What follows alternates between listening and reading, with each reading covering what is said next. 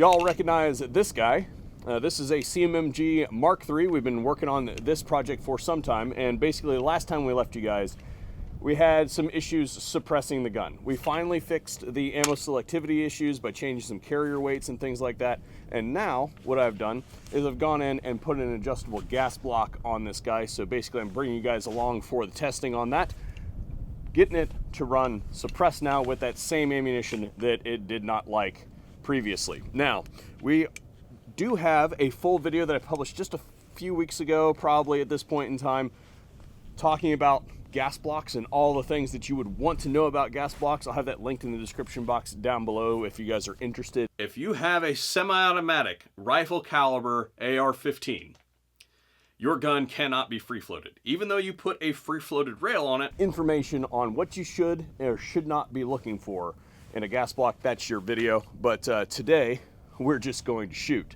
So what I'm gonna do is I'm gonna move you guys over there, and we're gonna do an analysis of what it was doing before and what it's doing now. And basically how I do that is when I've got an adjustable gas block like this, I like to spin it all the way down till it's off. So we know that it can't be overgassed because it's off. And then we work our way up until it starts to function again. So let's get to it. Now, before this, you guys should have seen some footage of this gun not running, suppressed. Now we're gonna see what happens. Gas setting is all the way at the lowest point, shooting Fiocchi 308A. Of course. Nothing. No worky. I'm gonna guess. Yep. No cycle whatsoever. So what we're gonna do, since this completely did not work, we're gonna go up 2 settings here. Did my optic just die?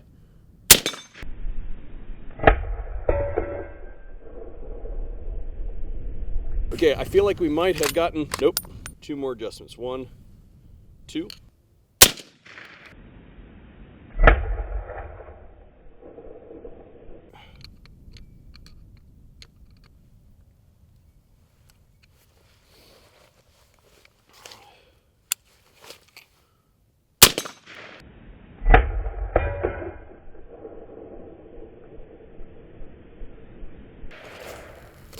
Okay, now we're getting function at least.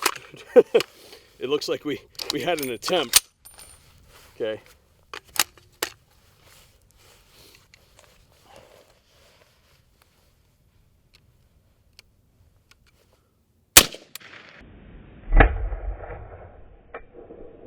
Again, we're getting attempts.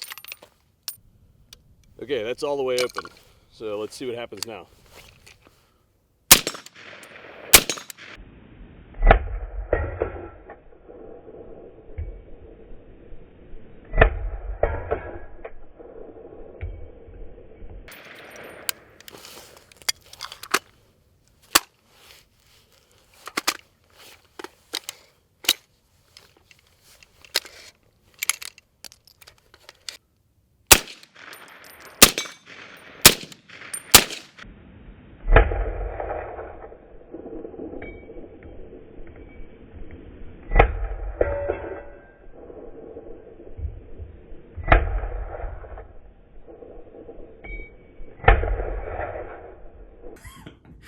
Yeah, so I'm totally filming this segment from the floor of my bathroom because I have the flu and I feel absolutely terrible, but might as well be working if I'm not feeling well, right? So doing it for you guys, just keep it on, keep it on.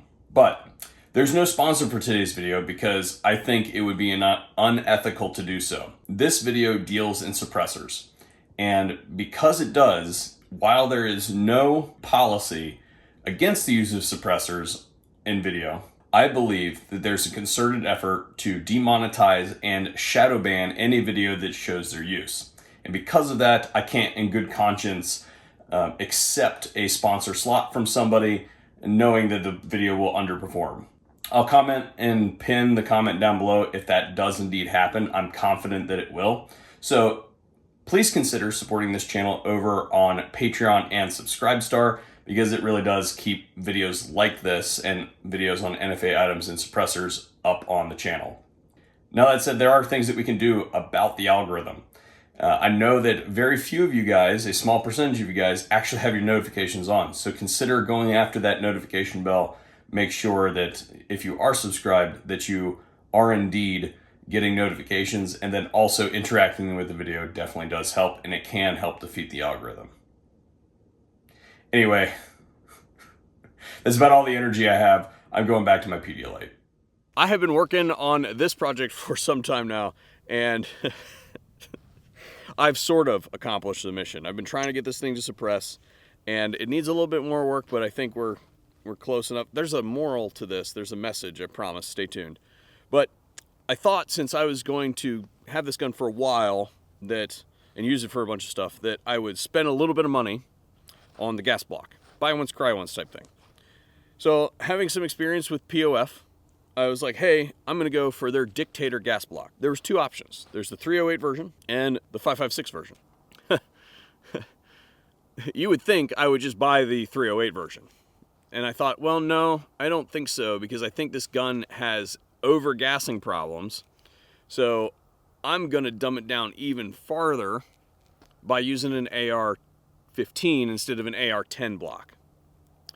And so I installed the thing, and the first scenes that you guys saw in this video of testing the gun was with that AR-15 block.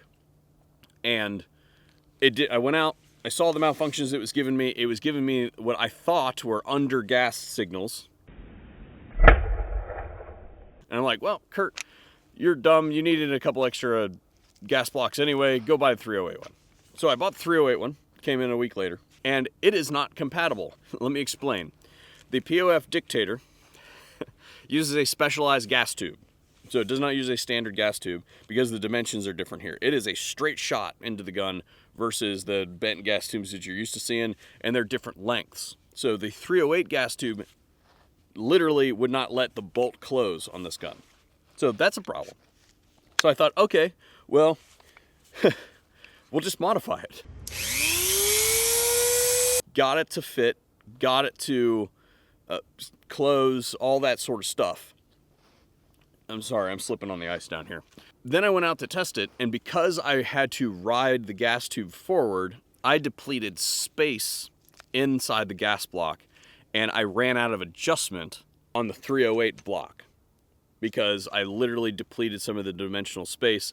The gas block, because of its internal spaces being constricted, couldn't supply enough gas even at the maximum setting. So I'm going to try and do this one-handed with this terrible screwdriver, but there's no room. It will not go open. You can see I can even pick the gun up by that torque, but I can close it, and I'm not sure why. So I couldn't get the 308 one to run on this gun. So I'm like, well, that was dumb. I should make a video about how I'm an idiot. And didn't do my homework. So I was kind of re-editing the video, and I was like, yeah, let's just check the original footage. So I checked the original footage, and lo and behold, it turns out that actually I was just adjusting the block too coarsely. I was doing 2 clicks up each time when I did the original tune using the AR-15 block. And I skipped the setting that the gun should have been on, because it went from literally not doing anything to feeding itself back its brass. If I had just watched the tape, reviewed the game tape, if you will, at the beginning, I probably would have saved myself plenty of work. Now, that said, just about fell on my butt on camera. That would have been great. I do not believe that the Dictator gas block in either form is compatible with this setup. And let me explain. I don't think that the adjustment is fine enough on this gas block to accomplish my goals. And what supports this is I did a little bit more testing, some more higher volume testing, and the malfunctions that I'm receiving on one setting are under-gassed malfunctions, as in I've reviewed them in the tape and can see that the brass is not getting out, or it's not picking up the next round, or something like that. And then the next setting, it's too high. As in, the brass is getting fed back into, Man, I need to find a different place to stand. As in, the brass is getting fed back into the system, and that's causing a malfunction. So the moral of the story, guys, is we all have the technology today. I know that your teachers told you when you were in school that you weren't going to carry around a calculator in your pocket everywhere you went, so you had to know how to do particular things, and that turned out to be a lie. Well, you have a high-speed camera in your pocket. Mine happens to be in my camera case over there right now. But you have the ability to do it. You can just prop your phone up, put it on high speed, and that is fast enough. 240 frames per second is fast enough to diagnose what's going on with the ejection pattern of your gun. So if you can't see the carrier in your video, the thing is overgassed. There's a multitude of reasons why you wouldn't be able to see the brass. Maybe you got the camera framed up wrong, or maybe you've got the wrong angle, all that sort of stuff. You may not be able to see the brass, but if you can see the bolt, then you know that you might be close. If you can't see the bolt and it's just a big blurry mess or completely isn't in the footage whatsoever, then that thing is moving way too fast for your camera, and it is definitely overgassed. Carrier speed's way too high.